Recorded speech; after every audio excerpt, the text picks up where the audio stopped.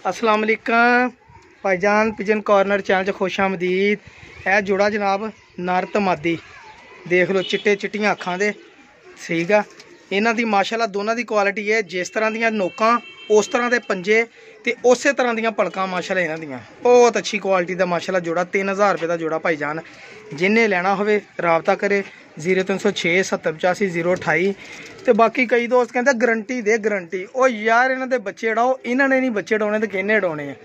तुसीं लाजमी कसमां दवाउणियां अगलियां करो झूठियां, ते झूठी कसम मेरे घर बच्चे कड्डे होण तो मैं तुहानूं दस्सां भी भाई मेरे घर दे बच्चे जी इन्ने उड़े आ। हुण मैं कितों लैके आंदे आ लड़ भिड़ के अगलियां कोलों। ते देखो जी इंशाल्लाह पूरी उम्मीद आ।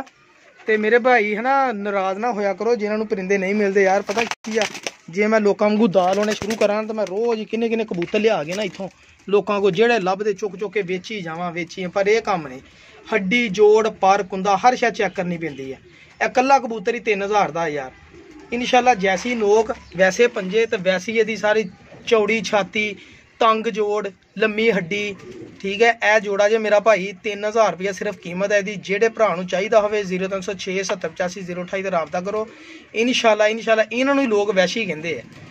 कबूतर हल्की मैड़ी अख चा, मादी जी प्याजी अख दे विच आ, ठीक है। गहरे पंजियां दे मालक आ माशाल्लाह। नोकां ते पंजे ते अखां दियां पलकां सेम होणगियां, कोई कमी नहीं होनी इंशाल्लाह। देखो आउट क्लास किस्म का जोड़ा वा माशाल्लाह बनन दिया। तो इन्हां दे बच्चे कढ़ाओ, सिर्फ की आ कबूतर कट्टे आ तां खूबसूरती है नहीं, तो इन्हां नूं लगदे नहीं वजूद।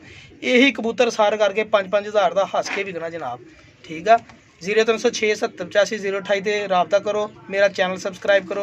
बड़ी मेहरबानी भरावां दी, बहुत शुक्रिया। जिन्हें लेना व्हाट्सएप ते मैसेज कर दो, कॉल जरा ना करो मेरा भाई है ना, फिर वो सही नहीं हुंदा। फिर इधरों कॉल सुनना या व्हाट्सएप ते जवाब देना इक्को ही गल आ, भरा जवाब नहीं दे होंदे, ठीक है मेरा भाई। तो इंशाल्लाह जी मैनूं तो पर्सनली तौर पर अच्छा जोड़ा लगा, बाकी गां नसीबां दी गल है। तो इंशाल्लाह उम्मीद भी बड़ी कि बच्चे अड़ाउणगे। हाँ जी बहुत शुक्रिया।